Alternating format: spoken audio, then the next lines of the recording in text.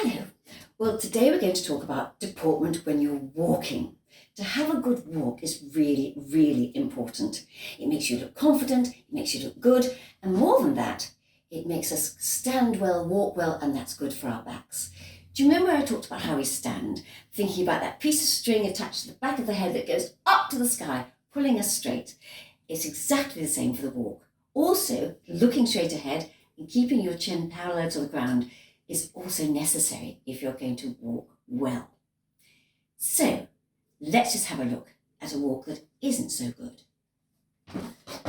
If you're walking along like this, flopping in your shoes and not looking where you're going, it's not really what we call an elegant walk, which is what we should aim for. Looking confident, looking good. So we need to look straight ahead.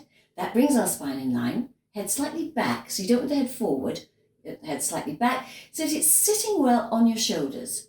Your head actually is your heaviest part of your body. So you want to make sure it's resting properly so that it doesn't put a strain on the rest of your body. It's because of our brains, we carry this. They're very nice and big, so our head is very heavy. So let's walk now. So one foot in front of the other. You can swing the arms slightly. What we don't want is a walk looking as though we're robots with arms like this. So the arms can just swing and we come back.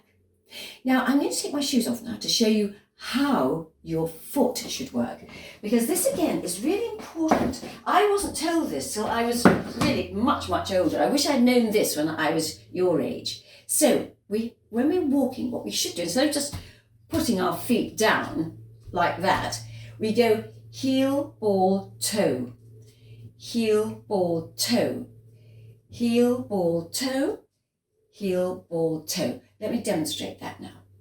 So I'm going to walk again in a straight line with my head back, my chin parallel to the ground, heel, ball, toe. So I'm actually springing off my toes, which makes the walk very easy, and it's putting least strain on the body and using the feet. Feet are so important. We have so many nerve endings in our feet.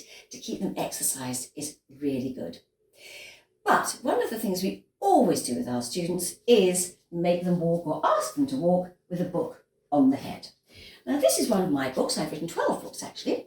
So I'm going to use this one, and I use it with the spine, the back of the book there, because that's balancing well for me. Now you can either have the book that way, or if it's easier, you can have the book that way, because all of our heads are different shapes. Nobody really has the same shaped head. So some books balance better than others in different ways, but we can all balance the book on our head if we walk and stand correctly.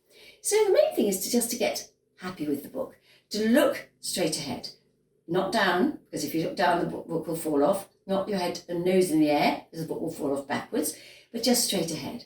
And then walking, again, heel, ball, toe, one foot in front of the other.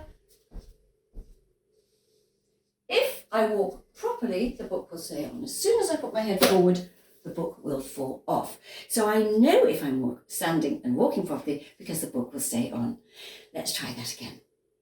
And I do hope you will try it, because actually the whole family should practice walking with books on their heads, because it is so good for us. One of the things that I do also when I'm working with children, if there are quite a lot of them, we have a relay race with a book on the head. So you have a pencil that you have to hand over to somebody, and you have to walk as fast as you can without the book falling off. The other thing you can do is, when they get very, very good at walking with the book on their head, I put a pencil on the floor and I ask them to bend down and pick it up with the book on the head. And that is more difficult than it seems, actually, to get right down, pick up the pencil and then carry on walking. But this is the best way with the book to actually make sure that you are walking properly. Because if you're not, the book will fall off the head. And that is why young ladies especially were always taught to walk with books on their head in my day, so that we had a good walk. So it's been really, really lovely being with you, and I do hope you'll practice. Get a book. Paperback book is best. Hardback books, when you get very good, then a hardback book is good to try, but a paperback book is easier to start with. So remember, on the head, look straight ahead. Smile when you're walking too, that's a good thing. Just swing your arms as much naturally as you would, and just get used to the feeling of what a good walk is actually like. See you again soon.